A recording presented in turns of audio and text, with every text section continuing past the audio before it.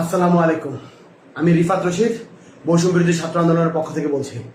একটা কথা স্পষ্ট করে বলে দিতে চাই, এই খুনি সরকারের সাথে আর কোনো আলোচনা না। এই খুনি সরকারের সাথে আর কোনো আলোচনা না, আর কোনো বসা না, আর কোনো মীমাংসা না, আর কিচ্ছু হবে না। তারা প্রত্যেকবার ক্র্যাকডাউন চালিয়েছে। বাংলাদেশে গণহত্যা চালানোর পরেও আমরা শিক্ষার্থীরা যখন রাজপথে নেমেছিলাম তখন আমরা চুপ করে বসেছিলাম। আমরা কিন্তু রাজপথে খুব শান্তিপূর্ণ কর্মসূচি দিয়েছিলাম। আমাদের এই শান্তিপূর্ণ কর্মসূচিতে আবার গুলি চালানো হয়েছে। আমাদের ছয়জন ভাইকে শহীদ করা হয়েছে। এখনো অনেকে আহত, আমরা জানি না তাদের অবস্থা কি। আমরা এই খুনি সরকারের সাথে আর কোনো নেগোসিয়েশনে যাব না, আর কোনো আলোচনায় যাবে না। আলোচনার সকল দরজা বন্ধ হয়ে গেছে। এবার সর্বাত্মক প্রতিবাদ গড়ে তুলতে হবে। আমার ভাইদের রক্ত যারা ঝরাচ্ছে, বারবার করে আমার বোনের রক্ত যারা ঝরাচ্ছে, যারা জীবন ঝরাচ্ছে, তাদের সাথে আর কোনো আপোষ নাই, তাদের সাথে আর কোনো কথা নাই। এত সুশীলতার আর কোনো জায়গা নাই। এইবার একদম চূড়ান্ত পতনের ডাক দেওয়ার সময় হয়েছে, চূড়ান্ত ঘোষণার ডাক দেওয়ার সময় হয়েছে।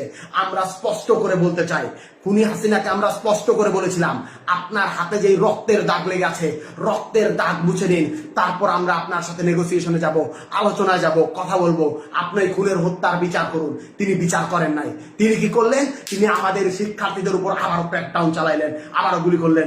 আপনারা দেখতে পাইছেন আজকে উত্তরায় কিভাবে ছাত্রলীগ যুবলীগের ক্যাডাররা ওপেন ফায়ার করতেছে। আজ হবিগঞ্জে আমার ভাই শহীদ হয়েছে, আজ সিলেটে আমার ভাই শহীদ হচ্ছে, আজ খুলনায় আমার ভাই শহীদ হচ্ছে, আজ লক্ষ্মীপুরে আমার ভাই শহীদ হচ্ছে, সারা বাংলাদেশে আমার ভাইরা শহীদ হচ্ছে। এই জিনিস কেন হাসিনা করতেছে? এই জিনিস ওই খুনি হাসিনা, ওই স্বৈরাচারী হাসিনা কেন করতেছে? জবাব দিতে হবে। ও পাগল হয়ে গেছে, একটা মানুষ সাইকোপ্যাথ হয়ে গেছে। একজন সাইকোপ্যাথ কিলারের হাত থেকে এই বাংলাদেশকে রক্ষা করতে হবে। এই বাংলাদেশ আর স্বাভাবিক কোনো মানুষের হাতে নাই। এই বাংলাদেশকে সাইকোপ্যাথের হাত থেকে রক্ষা করতে হবে।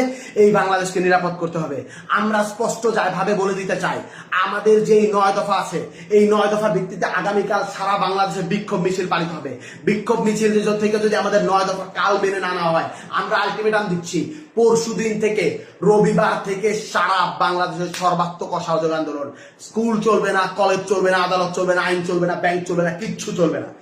সবকিছুতে সর্বাত্মক অবরোধ, সবকিছুতে সর্বাত্মক অসহযোগ আন্দোলন চলবে। সবকিছু বন্ধ করে দেওয়ার ঘোষণা দেওয়া হলো। আর কোনো কিছুতেই আমাদের অবকাশ নেই। আমাদের বুকের রক্ত যারা প্রতিদিন ঝরায়, আমরা চুপ থাকার পরেও, আমরা শান্তিপূর্ণ থাকার পরেও